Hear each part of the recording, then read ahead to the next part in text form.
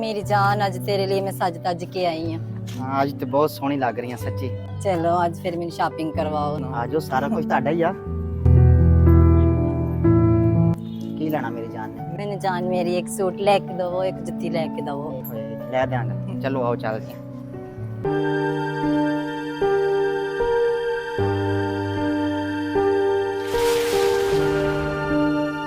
आ देखो मेरी जान, बाबे ने मेरे कपड़े खराब कर दिते ने।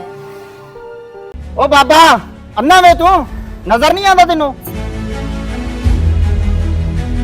बाबा तू फकीर बनया, तेन टुरन का नहीं पता? वेख नहीं सकदा तले?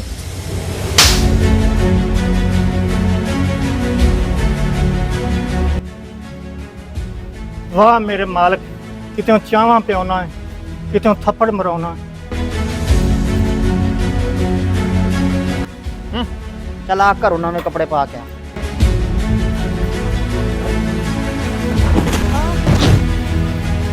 की होया? की हो गया जान?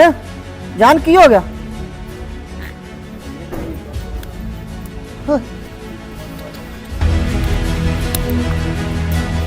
ओ बाबा रुक, तेरी बात तो आने में मारती है। ओए होए होए होए, बाबे दी बददुआ लग के जनानी मर गई।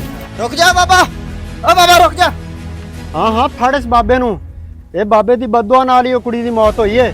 ਸਾਡੇ ਸਾਹਮਣੇ ਤੇ ਉਹਨੇ ਅਸਮਾਨ ਵੱਲ ਮੂੰਹ ਕਰਕੇ ਬੋਲਿਆ ਸੀ।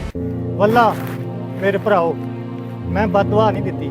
ਹਾਂ, ਬਾਬਾ ਝੂਠ ਨਾ ਬੋਲ, ਤੇਰੇ ਅਲਫਾਜ਼ ਨਾਲ ਹੀ ਉਹ ਔਰਤ ਦੀ ਜਾਨ ਗਈ ਏ। अच्छा जे सच जानना चाहते जे तो फिर सुनो, ये बददुआ नहीं सीगी, ये ते यारां यारां दी लड़ाई सी। ਯਾਰਾਂ ਯਾਰਾਂ ਦੀ ਲੜਾਈ? ਇਹ ਕੀ ਮਤਲਬ ਬਾਬਾ? ਜਦੋਂ ਮੇਰੇ ਪੈਰਾਂ ਦੇ ਛਿੱਟਿਆਂ ਨਾਲ ਉਸ ਔਰਤ ਦੇ ਕੱਪੜੇ ਖਰਾਬ ਹੋਏ ਤੇ ਉਸ ਦੇ ਯਾਰ ਨੂੰ ਗੁੱਸਾ ਆ ਗਿਆ, ਉਹਨੇ ਮੈਨੂੰ ਥੱਪੜ ਮਾਰਿਆ। ਜਦੋਂ ਉਹਨੇ ਮੈਨੂੰ ਥੱਪੜ ਮਾਰਿਆ ਤੇ ਫਿਰ ਮੇਰੇ ਯਾਰ ਨੂੰ ਗੁੱਸਾ ਆ ਗਿਆ। ਸਾਡੀਆਂ ਦੁਆਵਾਂ ਬਦਦੁਆਵਾਂ ਕੁਝ ਵੀ ਨਹੀਂ, ਜਿਹੜਾ ਅਸਲ ਯਾਰ ਹੈ ਸਾਰਾ ਕੁਝ ਉਹਦੀ ਮਰਜ਼ੀ ਨਾਲ ਹੁੰਦਾ। ਓ ਭਾਈਓ, ਓਏ ਫਕੀਰ ਸੱਚ ਕਹਿੰਦਾ। ਸਵੇਰ ਮੈਂ ਆਪਣੀ ਦੁਕਾਨ ਤੇ ਵੇਖਿਆ ਸੀ, ਇਹ ਚਾਹ ਦਾ ਕੱਪ ਪੀ ਕੇ ਅੱਲਾ ਦਾ ਸ਼ੁਕਰ ਅਦਾ ਕਰਦੇ ਪਿਆ ਸੀ। ਇਹ ਕਿਸੇ ਨੂੰ ਬਦਦੁਆ ਨਹੀਂ ਦੇ ਸਕਦੇ।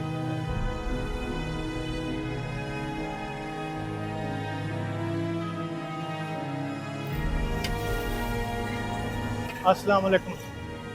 ਵਾਲੇਕੁਮ ਸਲਾਮ। ਪੁੱਤਰ ਜੀ ਬੈਠਣ ਲਈ ਜਗ੍ਹਾ ਮਿਲ ਸਕਦੀ ਹੈ? ਹਾਂ ਹਾਂ ਬਾਬਾ ਜੀ ਆਓ, ਇਹ ਜਗ੍ਹਾ ਤੁਹਾਡੇ ਲਈ ਤੇ ਹੈ। ਤੁਹਾਡੀ ਦੁਆਵਾਂ ਦੇ ਸਦਕੇ ਤੇ ਸਾਡੀ ਰੋਟੀ ਰੋਜ਼ੀ ਚੱਲਦੀ ਪਈ ਆ। ਆਓ ਬਾਬਾ ਜੀ।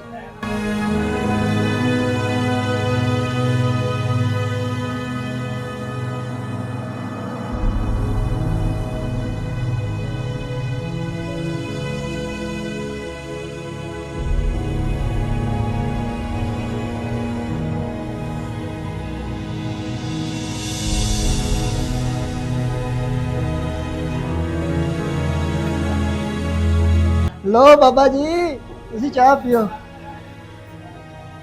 ਯਾ ਅੱਲਾ ਤੇਰਾ ਸ਼ੁਕਰ ਹੈ, ਸਾਰਿਆਂ ਨੂੰ ਰਿਜ਼ਕ ਤੇ ਤੂੰ ਦੇਣਾ।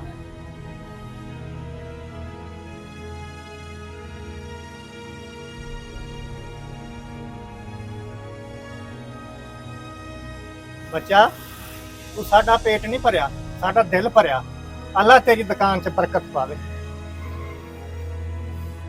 ਅਸੀਂ ਸਮਝਨੇ ਆ ਸਾਡੇ ਅਮਲ ਤਕਦੀਰਾਂ ਬਦਲ ਦਿੰਦੇ ਆ, ਲੇਕਿਨ ਤਕਦੀਰਾਂ ਨੇ ਮਾਲਕ ਦੇ ਹੱਥ ਆ। ਇਸ ਫਕੀਰ ਦਾ ਯਾਰ ਅੱਲਾ ਹੈ। ਜਦੋਂ ਉਸ ਯਾਰ ਨੂੰ ਗੁੱਸਾ ਆ ਜਾਏ ਨਾ, ਉਹ ਕਾਇਨਾਤ ਦੇ ਰੰਗ ਬਦਲ ਕੇ ਰੱਖ ਦਿੰਦਾ ਹੈ। ਦੁਆ ਬਦਦੁਆ ਨਾਲ ਕੁਝ ਵੀ ਨਹੀਂ, ਜੋ ਕੁਝ ਵੀ ਆ ਉਹ ਮੇਰੇ ਮਾਲਕ ਦੀ ਰਜ਼ਾ ਨਾਲ ਆ। ਕਦੀ ਕਿਸੇ ਨੂੰ ਹਕੀਰ ਨਾ ਸਮਝੋ, ਕਦੀ ਕਿਸੇ ਕਮਜ਼ੋਰ ਬੰਦੇ ਨੂੰ ਦੁੱਖ ਨਾ ਦਿਓ, ਕਿਉਂਕਿ ਉਹਨਾਂ ਦੀਆਂ ਖਾਮੋਸ਼ੀਆਂ ਵੀ ਰੱਬ ਦੇ ਦਰਬਾਰ ਵਿੱਚ ਸੁਣੀਆਂ ਜਾਂਦੀਆਂ ਨੇ। ਅਗਰ ਵੀਡੀਓ ਅੱਛੀ ਲੱਗੇ तो वीडियो को लाइक करो और अपने दोस्तों तक ज़रूर शेयर करो। बहुत शुक्रिया।